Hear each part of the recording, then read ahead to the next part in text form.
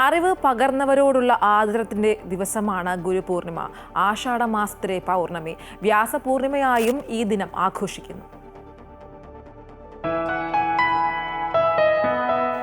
ഇരുട്ടിന്റെ മാനത്ത് പൗർണമിയുടെ തെളിനിലാവ്, മനസ്സിന്റെ മച്ചിൽ അറിവിന്റെ നിറവെളിച്ചം, അറിവിന്റെ അവിരാമ പ്രവാഹത്തിൽ ഗുരുവിന്റെ കാൽക്കൽ ശിഷ്യന്റെ സാഷ്ടാംഗ പ്രണാമം.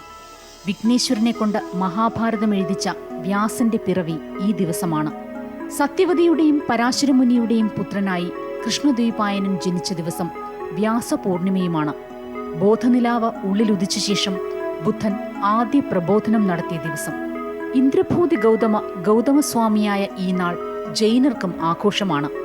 പരമശിവൻ ഹിമാലയ സാനുക്കളിൽ സ്വർഗീയതയിൽ സപ്തർഷികൾക്ക് ജ്ഞാനം പകർന്ന ആദിഗുരുവായതും ഇതുപോലൊരു പൗർണമിയിലാണ്. ഗുരുശിഷ്യബന്ധം അമ്മയും കുഞ്ഞും പോലെയെന്ന് സമുദ്രത്തിലേക്ക് വഴിതെറ്റി വന്ന പരൽമീനിൽ OV വിജയൻ അനുഭവസാക്ഷ്യമായി കുറിച്ചു. അത് മർക്കടത്തിന്റെയോ മാർജാറിന്റെയോ മാതൃകയിലാകാം. പൂച്ചക്കുഞ്ഞിനെ കടിച്ചുപിടിച്ച് അമ്മ സുരക്ഷിത സ്ഥാനത്ത് എത്തിക്കുന്നു. അമ്മയെ പൂണ്ടുപിടിച്ച് കുട്ടിക്കുരങ്ങൻ വീഴാതെ സ്വയം കാക്കുന്നു.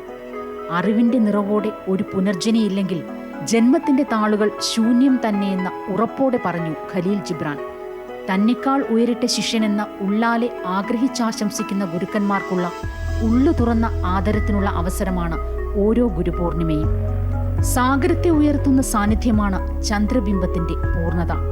മൃഗത്തിന്റെയും മരത്തിന്റെയും മനോനില മാറ്റുന്ന പൗർണമിയിൽ മനുഷ്യ മനസ്സിലും ഒരു അല ഉയരാം. News desk, Amrita TV.